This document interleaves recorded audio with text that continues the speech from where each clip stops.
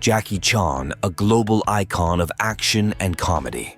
From humble beginnings in Hong Kong, Jackie's journey to stardom is filled with challenges, triumphs, and incredible stories of perseverance. We'll explore how his parents' struggles shaped his early years, his grueling training at the China Drama Academy, and how he forged a path that would change the martial arts genre forever. Jackie Chan, originally named Chan Kong Sung, was born in Hong Kong in 1954. His early life was shaped by his parents' struggles with poverty and connections to criminal activities. His mother, Li Chan, was involved in the drug trade under the notorious crime figure known as the Emperor, while his father, Charles Chan, had served as a spy for the Chinese nationalist government before fleeing to Hong Kong to escape persecution. Chan's birth came with its own unique challenges. Although he was born in April 1954, he was actually due in January, remaining in his mother's womb for an entire 12 months. His delayed birth eventually required a British doctor to perform a surgical procedure, as a result of which Chan was born weighing an extraordinary 12 pounds. His mother gave him the nickname Pow Pow, meaning cannonball. However, the medical procedure was costly, and Chan's parents, unable to cover the expenses, even considered selling their newborn to the doctor. The doctor declined, and with the support of friends, Chan's parents were able to gather the money to pay for the procedure, taking a decade to settle the debt. At the age of 7, Jackie's father accepted a job as the head chef at the American Embassy in Australia, but was unable to take Jackie with him. Chan was then enrolled at the China Drama Academy, a school that trained students for careers in Peking opera. There, he received training in acting, singing, and martial arts. Despite his blossoming physical skills, Chan struggled academically, partly due to his undiagnosed dyslexia, which made learning difficult. After failing his first year in primary school, his father decided to fully commit him to the China Drama Academy, where his talents in kung fu were nurtured. Jackie vividly remembers the day he first entered the school. Holding his father's hand tightly, his initial fear vanished when he saw other children somersaulting and practicing with swords and sticks, which seemed like a thrilling adventure to him. Describing it as his version of Disneyland, he soon released his father's hand and embraced his new life under the guidance of Master Yu Jim Yuen. However, the excitement didn't last long, as the grueling reality of the academy became clear. The school was fiercely competitive, with training sessions stretching 18 to 19 hours a day. Chan wasn't the best student and often found himself in trouble. In between his demanding training, Jackie faced bullying from his peers, which he initially feared. That changed when he courageously defended another student from being bullied, an act that earned him respect and ended his own harassment. This experience left a lasting impression on him, instilling the value of standing up for others. For the next 10 years, Chan lived and trained at the academy, where he eventually joined forces with his classmates to form an acrobatic troupe known as the Seven Little Fortunes. This group served as a stepping stone for Chan's career, helping him land his first roles in Hong Kong's film industry. In 1971, Jackie Chan was hired to work as a stunt double in films featuring none other than Bruce Lee. Jackie, being a young actor at the time, was in awe as he watched Lee execute his incredibly fast and precise martial arts moves from behind the camera. During one scene, Bruce accidentally struck Jackie on the head with a stick. Instead of brushing it off, Jackie seized the moment and pretended to be in serious pain, hoping to keep Bruce's attention on him for as long as possible.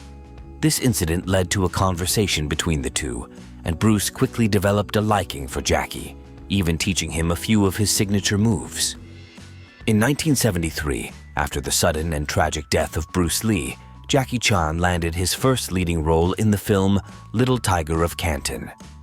Unfortunately, the movie had a limited release, and the audience turnout was underwhelming. With stunt work drying up and his dream of Hollywood fame seeming distant, Jackie decided to take a break from the entertainment industry. He moved to Canberra, Australia to join his parents. While in Australia, Jackie briefly attended Dixon College to learn English and found a tough and monotonous job in construction. When asked for an English name, he chose Jack after the man standing next to him. Later on, he modified it to Jackie, which eventually became the name recognized worldwide. At the age of 21, Jackie was called back to Hong Kong to star in New Fist of Fury, a film directed by Lo Wei. His past work as a stuntman had gained attention, and Jackie was cast in a series of kung fu films. Unfortunately, none of these films achieved success. Disheartened and frustrated, Jackie realized he didn't want to follow in Bruce Lee's footsteps. Instead, he wanted to carve out his own identity as Jackie Chan. To set himself apart, Jackie drew inspiration from childhood heroes like Charles Chaplin and Buster Keaton. He envisioned combining comedy with martial arts, a genre traditionally rooted in seriousness. Drawing from his personal experiences of real-life fights, where getting hurt or scared was common, he infused humor into the action sequences. Through this blend of comedy and martial arts, Jackie helped pioneer a new genre, comedic kung fu. His breakthrough came in 1978 with Snake in the Eagle's Shadow, during which he reportedly lost a tooth.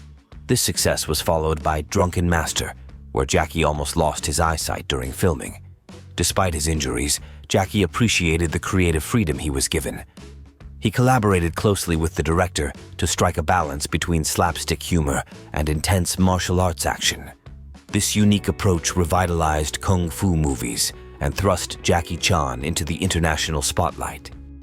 In 1979, Jackie made his directorial debut with The Fearless Hyena, another major hit. He joined a new production company, which led to breaking his contract with Lo Wei. However, Lo Wei wasn't willing to let Jackie go without a fight and hired the Triads to intimidate him. This notorious crime syndicate began to intrude on Jackie's life. From being shot at when disembarking a plane to being surrounded by gang members at a restaurant, Jackie feared for his safety. During the mid-1970s, there were two things called All in the Family that might not be suitable for younger audiences today. One was a 1970s sitcom dealing with political issues, and the other was a 1975 Hong Kong film featuring Jackie Chan. While rumors circulated for years that Jackie had appeared in a pornographic movie early in his career, he addressed these claims in 2006. He clarified that All in the Family wasn't a pornographic film, as there were no actual sex scenes between actors, but it did contain numerous sexual situations, and Chan appeared nude. It was the kind of film one might find on late-night TV. Jackie explained why he took on the role. Like many actors, he did it for the money. "I had to do whatever I could to make a living 31 years ago, but I don't think it's a big deal.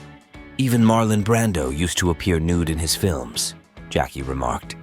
All in the Family is also notable for being the only film Jackie Chan has ever starred in that doesn't include any stunts. In the 1980s, Jackie's success granted him full creative control over his films. He took on multiple roles on set, from directing to singing the theme songs. However, his ambitions extended beyond Asia. He wanted to break into Hollywood. That same year, his production company sent him to the United States to pursue a role in the film The Big Brawl.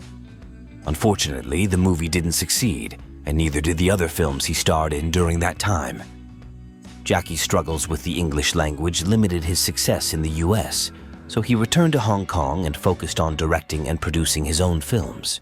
He became the youngest stunt coordinator at the time and even opened a school to train aspiring stunt performers. His creative stunt techniques set new standards for Chinese cinema, contributing to its global recognition, largely due to his innovative approach. After starring in numerous martial arts and action films in which he performed his own stunts, Jackie Chan has sustained many injuries. While filming Drunken Master, he injured a bone behind his eyebrow, which almost cost him his vision. He dislocated his right shoulder during City Hunter. On the set of The Armor of God, he fell from a tree, suffering a skull fracture, bone cave-in behind his ear, and brain hemorrhaging. He underwent surgery to have bone fragments removed from his head. He broke his breastbone while making Armor of God 2. During The Accidental Spy, Chan broke his tailbone and experienced temporary paralysis. He has broken his nose 4 different times, on the sets of Young Master, Project A, Miracles, and Mr. Nice Guy. By this point, Jackie Chan had become the highest-paid actor in Hong Kong and was a celebrity across Asia. His fame had grown to such a level that even the Triad, with whom he had been in an unintentional feud, left him alone. Still determined to become an international star, Jackie returned to the US over a decade later. In 1995, his performance in Rumble in the Bronx became his breakthrough with American audiences. Since then, Jackie Chan has starred in a series of blockbusters that finally earned him a place on Hollywood's A-list. Films like Rush Hour and Kung Fu Panda introduced him to a worldwide audience, solidifying his reputation as an action comedy legend. Back home in Hong Kong, Jackie continued producing films that captivated his fans, using his inventive filmmaking techniques and marketing strategies to inspire many future Chinese action comedy productions.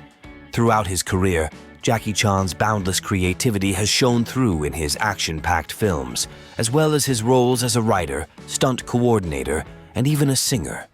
Reflecting on his challenging childhood and his many failed projects, Jackie looks back with a smile. He has no regrets about his struggles, as they all pushed him to think differently and work even harder. Although Jackie never fully learned to read or write, use a computer, or completely overcome his fear of public speaking, he never stopped striving to improve. Today, he speaks 7 languages, donates millions to charity, and has become a creative entrepreneur with a personal goal to do one good thing every day. With his infectious smile and simple, down-to-earth nature, Jackie Chan's resilience and positive outlook continue to charm fans worldwide. He shares his journey in imperfect English, hoping to inspire others to keep pursuing their dreams. When asked how to achieve the success he has, Jackie offers a humble answer: never give up.